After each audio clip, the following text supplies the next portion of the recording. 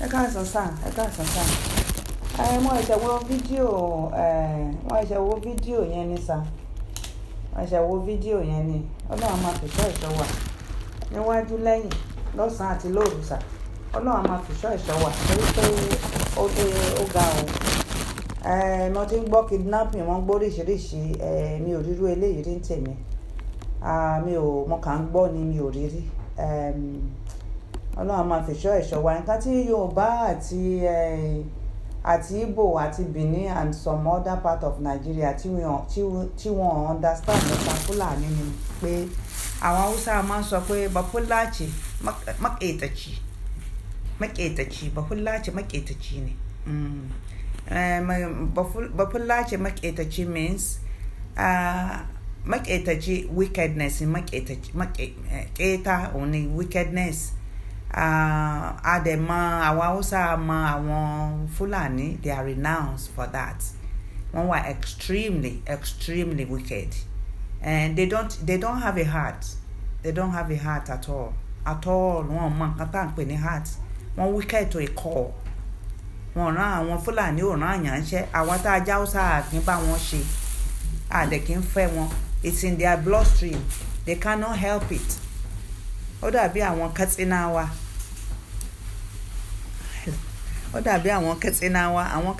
wa àwọn gan wicked maƙetatan mutane ne kuma wọ́n máa ń pè wọ́n máa ń oríkì wọn nìyẹn àwọn Katsina àwọn oríkì tí wọ́n nìyẹn wọ́n wicked Fulani oríkì wọn wà very very wicked so béèyàn bá ti náà ti wá kò ní mọ nǹkan tó ń go on with Fulani people ni pé bí Fulani ti lọ wà nílẹ̀ Yorùbá tó wà nílẹ̀ Igbo àánú Igbo àti Yorùbá ṣe mí seriously because wọ́n mọ iná ọmọ rárá ni wọ́n mọ nǹkan tán fi ń rárá àṣetán Buhari sọ pé kán má lé wọn àṣetán Buhari kán fi wọ́n sílẹ̀ they are very wicked people mi ò dẹ̀ rí bí Yorùbá ṣe lè fi Fulani lẹ̀ because they are renowned for it orúkọ wọn nìyẹn they are wicked they are extremely wicked people èmi tí mò ń sọ̀rọ̀ yẹn Hausa ni mí we know them very well Bafulaci maƙetaci ne ƙwarai da gaskiya Bafulaci mugu maƙetaci ba wanda ya kai su ƙeta duniya wọ́n mọ bí wọ́n ṣe ń ṣe kẹta ọwọ́ wọn ló pin sí adẹ̀sọ̀rọ̀ tán wọ́n ní kán fi wọ́n lẹ̀ ńlẹ̀ Yorùbá kí wọ́n lẹ̀ ńlẹ̀ Ìgbò kán bẹ̀rẹ̀ sí ní pààyàn káàkiri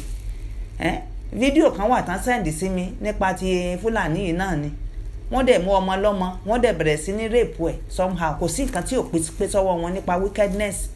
they are not Muslim they are not Christian they don't have religion at all wọ́n kàn wà bẹ́ẹ̀ ni wọ́n tún wá ní kinní kan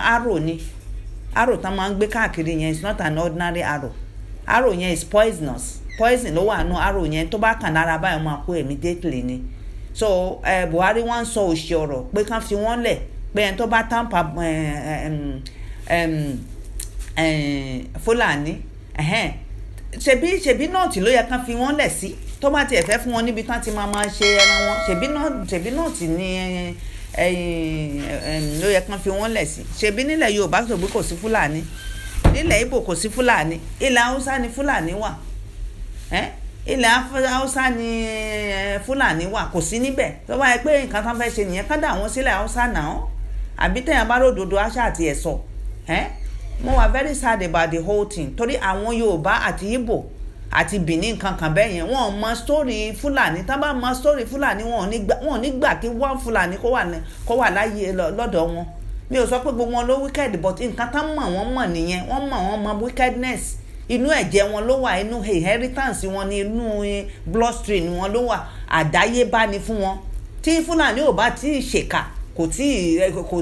tí ì ṣe kinní báwọn bọ́lọ̀ ṣe dá wọn ní tiwọn nìyẹn kí náà ṣe pé mo fi ń bà wọ́n jẹ́ àwa mọ Fulani dáadáa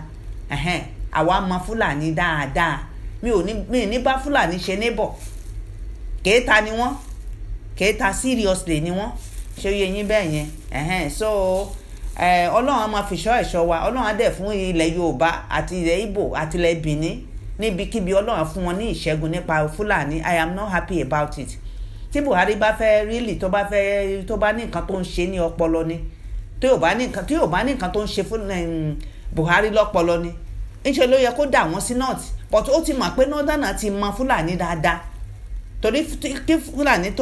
ká tó gbé bí sorry to use this language ká tó gbé wèrè wọn jáde Haúsá ti mọ̀ but ibi tí wọ́n kó wọn lọ yẹn wọ́n mọ story Fúlàní ni tá bá mọ story Fúlàní wọn nígbà Fúlàní mára kí ló ń jẹ́ bẹ́ẹ̀ so for that reason kò lè kó wọn lọ sílẹ̀ Haúsá kò sí nǹkan tí Haúsá fẹ́ fi Fúlàní ṣe ká tó gbọ́wọ́ kan bá Haúsá ti gbọ́wọ́ mẹ́wàá àti amara àjọmara ni Haúsá àti Fúlàní àjọmara àwọn gan mọ̀ pé àwa mọ̀ pé wọ́n wicked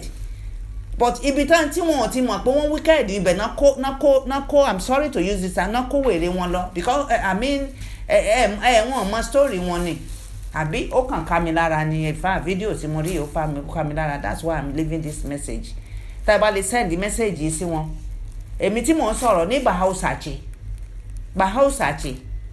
Fulani babu wanda ya kai su ƙeta duniya mun san su da ƙeta maƙetatan mutane ne Hillani maƙetatan mutane ne Allah ya yi su da ƙeta don me za a ce wai a basu ƙasashen Yarbawa saboda Yarbawa da Inyamurai ba su san halin Hillani ba saboda ba su san halin su ba me yasa ba kai su Sokoto ba ko kuma kai su Kaduna ko kuma kai su wuraren Hausawa saboda Hausawa sun gane Hillani cewa Hillani maƙetatan mutane ne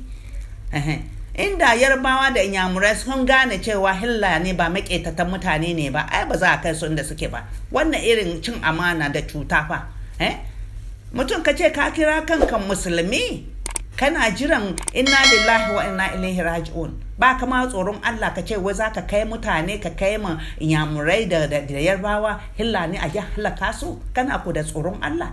ka ko tabbatacce ne sai ka je ka iske Allah ka gaya ma Allah abinda ka tsina na duniya to haka ake yi saboda Allah saboda mutanen nan ba su san ƙetan Hillani ba sai yasa an ka kai musu Hillani to su kawo su Sokoto ko kuma su kawo su Kaduna ko Zaria ko ina ne dama Hausawa kar ta san kar shine maganan Bahaushe da Hillani ai duk maƙetatan duniya ne duk mai jin Hausa su jiji wallahi Hillani maƙetatan duniya ne maƙetata ne kuma maƙetata ne kuma wallahi Allah ya isan mai Yarbawa da Inyamurai ubangiji Allah ya isan musu duk wanda ya kai musu Hillani Allah ya isan musu wannan shi an magana na wanga irin cin amana da ramman mutane fa kawai sai a je kasan mutane a kai musu Hillani a je a kakkashe su ana ci musu amfanin gona saboda Allah haka ake yi suna kidnapping mutane suna ta'addanci Hillani na ta ta'addanci haka ake yi haka ake yi ne cikin Hausawa waɗanda ba su san cewa Bahillace maƙetacin mutum ne Bahillata maƙetaciya ce kowa ya sani kawai don an rama mutane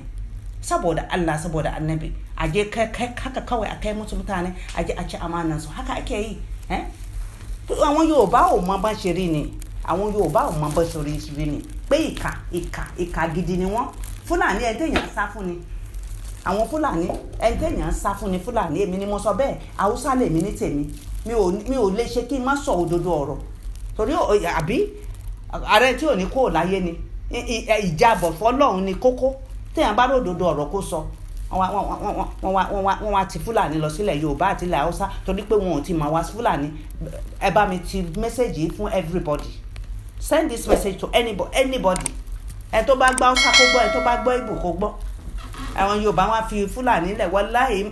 iná lẹ̀ fi rárá gbogbo Yorùbá tó bá ti fi Fúlàní lẹ̀ nílùú wọn àbí Ìgbò wàláhì iná náà fi rárá iná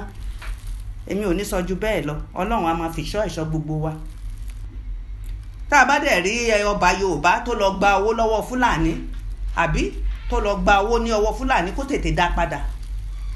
àtiwọ́ tó gbowó lọ́wọ́ wọn àtiwọ́ tó gbowó lọ́wọ́ wọn gbogbo yín wọ́n ṣe fún yín tó jẹ́ pé ẹ̀yin gan ẹ̀ regret owó tá ẹ gbà lọ́wọ́ wọn tá a bá rẹ̀ tó gbowó lọ́wọ́ Fúlàní tó ní kí Fúlàní wọlé Haúsá kó wọlé Ìgbò